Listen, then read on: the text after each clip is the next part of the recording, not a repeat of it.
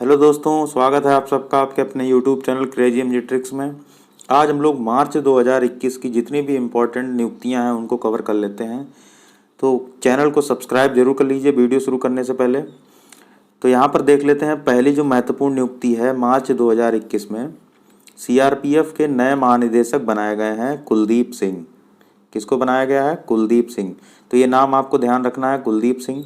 और सीआरपीएफ की full form क्या होती है? Central reserve police force. क्या होती है? Central reserve police force. तो ये नाम आपको ध्यान रखना है, सेंट्रल रिजर्व पुलिस फोर्स। ठीक है, सेंट्रल रिजर्व पुलिस फोर्स इसकी फुल फॉर्म होती है। ये हो गया। सीआरपीएफ का मुख्यालय कहाँ है? तो मुख्यालय आप लिख लीजिए यहाँ पर, नई दिल्ली में है। मुख्यालय कहाँ है? दिल्ली में है। एक चीज़ और इसमें पूछी जा सकती है सीआरपीएफ। ये जो सीआरपीएफ है ये देश का सबसे बड़ा, यहाँ पर मैं लिख देता हूँ, सबसे बड़ा अर्धसैनिक बल है। ये देश का सबसे बड़ा अर्धसैनिक बल है। सबसे बड़ा अर्धसैनिक बल, देश का सबसे बड़ा अर्धसैनिक बल है, ये भी आपको पता होना चाहिए।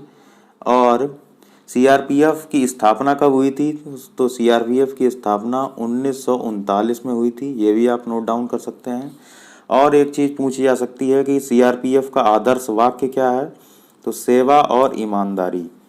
क्या है? सेवा और ईमानदारी सीआरपीएफ का आदर्श वाक्य है। तो ये 4 पॉइंट आप नोट डाउन कर लीजिए। मैं फिर से एक बार बता दे रहा हूँ कि सीआरपीएफ के नए महानिदेशक कुलदीप सिंह को बनाया गया है। सीआरपीएफ की स्थापना 1939 में हुई है। सीआरपीएफ का मुख्यालय नई दिल्ली में है। सीआरपीएफ की full form central reserve police force है और ये देश का सबसे बड़ा अर्धसैनिक बल है। तो इतनी इन्फॉर्मेशन आपके पास पहुंच गई। अब बढ़ते हैं अगले प्रश्न की ओर। अगला प्रश्न है, राष्ट्रीय सुरक्षा गार्ड के नए महानिदेशक किसको बनाया गया है? तो M.A. गणपति इनका नाम है। ये नाम ध्यान रखेंगे आप। राष्ट्रीय सुरक्षा गार्ड के नए महानिदेशक M.A. गणपति को बनाया गया है। इसको शॉर्ट में कहा जाता है NSG, यानी कि national security guard. Okay, national security guard. इसकी स्थापना हुई थी 1986 में। कब हुई है स्थापना? 1986 में। तो ये हो गया। इसका भी मुख्यालय नई दिल्ली में ही है। तो मुख्यालय नई दिल्ली में ही है, ध्यान रखिए। और आदर्श वाक्य आप यहाँ पे लिख सकते हैं, सर्वत्र सर्वोत्तम सुरक्षा। आदर्श वाक्य यहाँ पर लिख लीजिए, सर्वत्र सर्वोत्तम सुरक्षा। 3 बार एस आएगा, ऐसे आप याद रख सकते हैं, सर्वत्र सर्वोत्तम सुरक्षा। ठीक है, 3 एस, सर्वत्र सर्वोत्तम सुरक्षा। हो गया। अब अगला बढ़ते हैं। नेक्स्ट देखिए इम्पोर्टेंट अपॉइंटमेंट क्या है। तो यहाँ पर लिखा हुआ है, भारतीय सेना के मिलिट्री ऑपरेशन के नए महानिदेशक इसको बनाया गया है, डीपी पांडे को।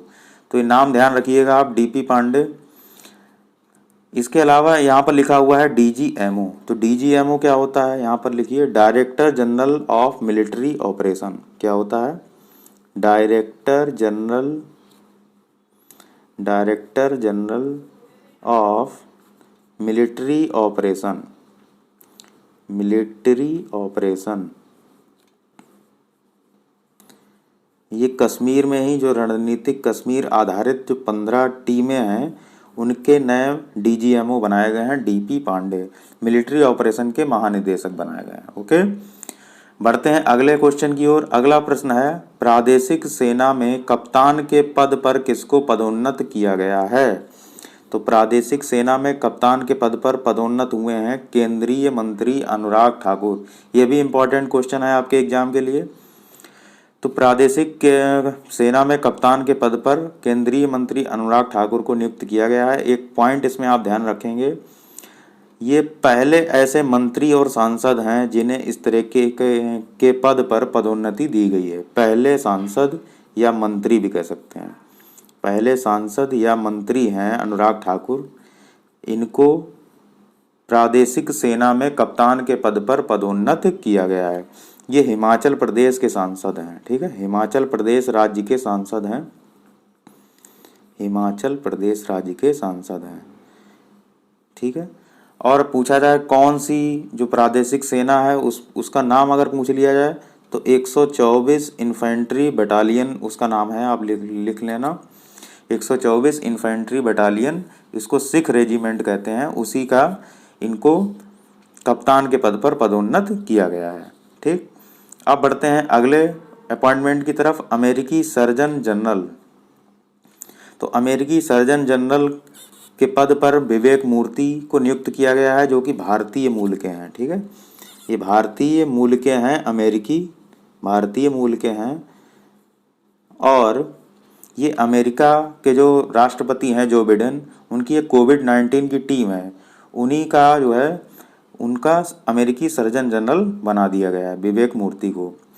तो इससे पहले जब बराक ओबामा थे तब भी ये इसी पद पर थे, बराक ओबामा, लेकिन जब ट्रंप का शासन आया था तब उन्होंने इनको हटा दिया था।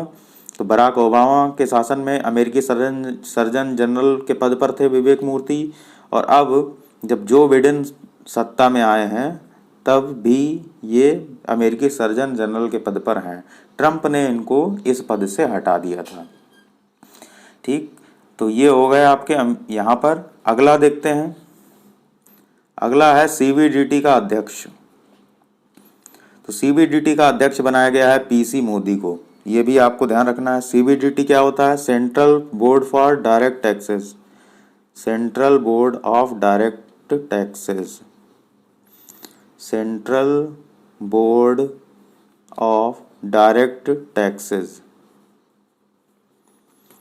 यानी कि केंद्रीय प्रत्यक्ष कर बोर्ड। ठीक है, प्रत्यक्ष कर बोर्ड। अब यहाँ पर दिया हुआ है सीबीडीटी। सीबीडीटी की आप वो लिख सकते हैं कि कब इसकी स्थापना हुई है सीबीडीटी की। तो सीबीडीटी की स्थापना 1924 में हुई है। ये 1924 में हुई है। मुख्यालय इसका नई दिल्ली में ही है, नई दिल्ली में। अब हम बढ़ते हैं अगला है इम्पोर्टेंट अपॉइंटमेंट। पीआईबी के प्रधान महानिदेशक किसको बनाया गया है? तो पीआईबी के प्रधान महानिदेशक बनाया गया है, किसको बनाया गया है? जयदीप भटनागर को। तो पीआईबी के प्रधान महानिदेशक जयदीप भटनागर को बनाया गया है। पीआईबी का मतलब क्या है? Press information bureau. पीआईबी क्या है? Press information bureau, press information bureau.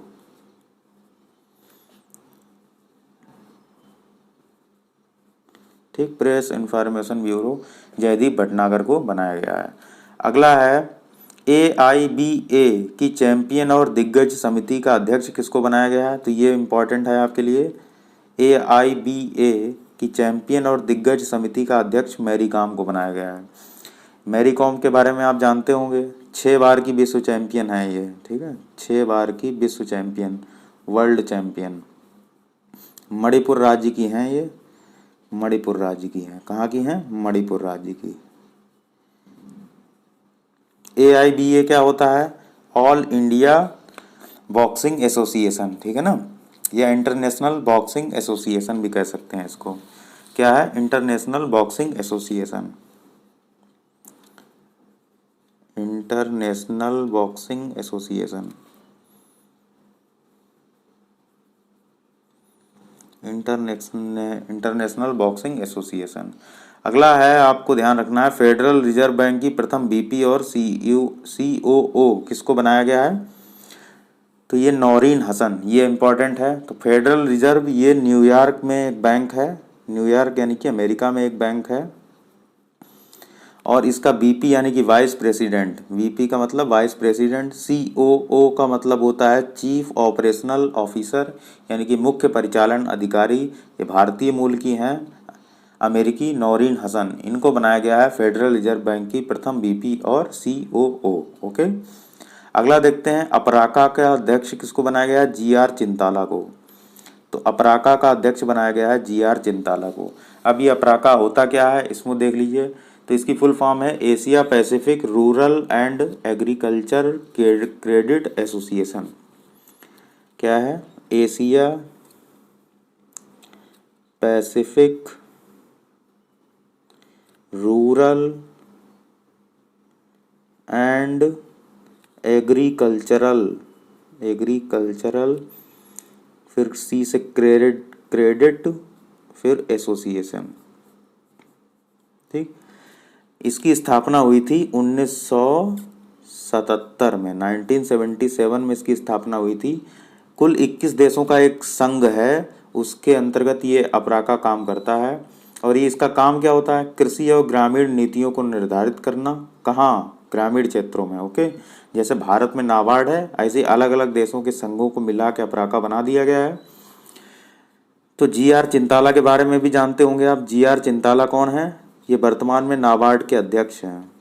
वर्तमान में नाबार्ड के अध्यक्ष हैं। नाबार्ड का मतलब national bank for rural and agricultural development, यानी कि एग्रीकल्चरल एंड रूरल डेवलपमेंट का जो राष्ट्रीय बैंक है भारत में, उसके अध्यक्ष कौन है? जी.आर. चिंताला। और नाबार्ड की बात चली है तो इसकी स्थापना हुई थी 1982 में। ओके, नरसिम्हन समिति थी, उसकी सिफारिश पे नाबार्ड की स्थापना की गई थी। तो ये हो गया अपराका का। अगला है यूएन की बाह्य ऑडिटर समिति के अध्यक्ष किसको बनाया गया है? तो यूएन की बाह्य ऑडिटर समिति का अध्यक्ष गिरीश चंद्र मुर्मू को बनाया गया है, जो कि वर्तमान में भारत के कौन हैं? कैग हैं। कैग का मतलब मुख्य जो लेखा परीक्षक हैं, महानियंत्रक और लेखा परीक्षक controller and auditor general of India Girish Chandra Murmu हैं। इन्हीं को यूएन की बाह्य ऑडिटर समिति का अध्यक्ष बनाया गया है। ओके, अगला देखते हैं। अगला है यहाँ पर मुख्य सांख्यिकीविद, इसका मतलब चीफ स्टैटिस्टिशियन ऑफ इंडिया। ये किसको बनाया गया है? तो डॉक्टर जीपी सामंत को बनाया गया है। किसको बनाया गया है? जीपी सामंत को बनाया गया है। ये नाम ध्यान रखेंगे, जीपी सामंत। ओके, अगला देखिए जीपी सामंत। तो ये जो चीफ मुख्य सांख्यिकीविद है, इसकी स्थापना आप ध्यान रखिएगा 2006 में इसकी स्थापना हुई है राष्ट्रीय सांख्यिकी आयोग की। भारत में राष्ट्रीय सांख्यिकी आयोग की स्थापना कब हुई है? सांख्यिकी आयोग, इसकी स्थापना 2006 में की गई थी। अगला है ICRIER, इसका भी देख सकते हैं आप, ICRIER। इसके निर्देशक किसको बनाया गया है? तो दीपक मिश्र को बनाया गया है। और ये होता क्या है? तो Indian council for research on international economic relation. ठीक है, इंडियन काउंसिल, यहाँ पर इंडियन छोटा छोटा लिख देते हैं, इंडियन काउंसिल फॉर रिसर्च, यहाँ समझ जाइएगा, रिसर्च लिखा है, ऑन इंटरनेशनल, ये ऐसे लिख देता हूँ इंटरनेशनल, फिर इकोनॉमिक रिलेशन, ये है इसकी फुल फॉर्म। ठीक है, तो ये इसके अध्यक्ष निदेशक किसको बनाया गया है? दीपक मिश्र को बनाया गया है।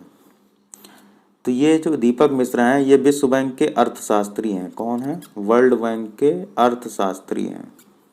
वर्ल्ड बैंक के अर्थशास्त्री हैं।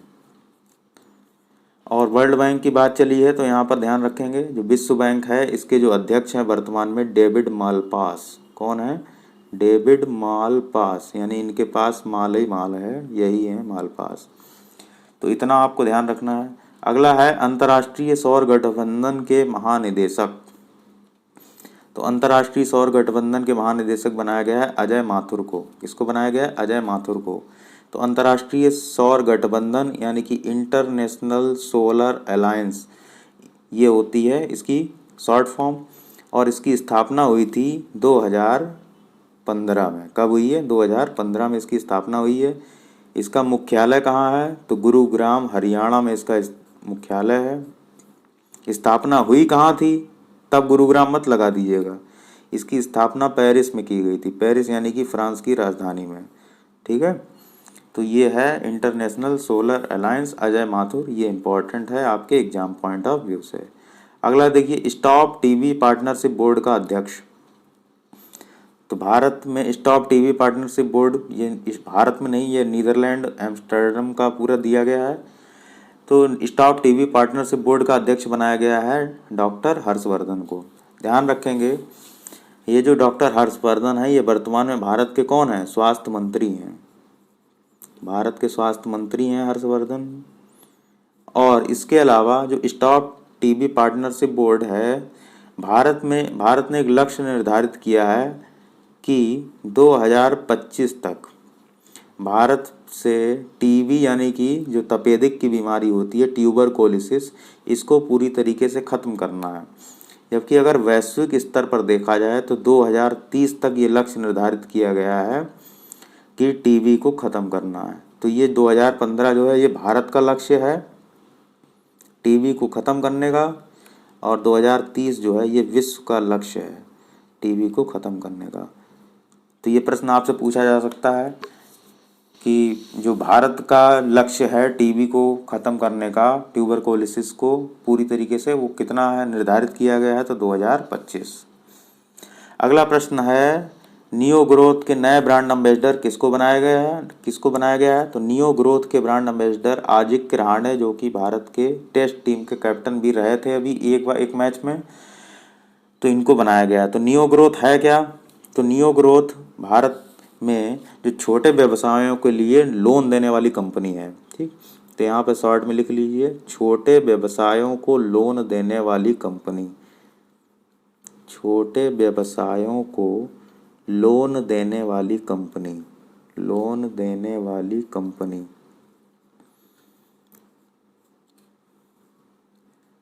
ठीक है, अगला देखते हैं। अगला है सरकार के प्रधान वैज्ञानिक सलाहकार, ये किसको बनाया गया है? तो ये के विजय राघवन को बनाया गया है, तो ये आप ध्यान रखेंगे। अगला है भारतीय विमानपत्तन प्राधिकरण, इसका अध्यक्ष किसको बनाया गया है? तो संजीव कुमार को बनाया गया है। किसको? संजीव कुमार को। तो भारतीय विमानपत्तन प्राधिकरण, जिसको शॉर्ट में क्या कहा जाता है? Airport authority of India, AAI कहा जाता है। इसका मुख्यालय कहाँ है? तो न्यू दिल्ली में है। न्यू दिल्ली में है इसका मुख्यालय एयरपोर्ट अथॉरिटी का।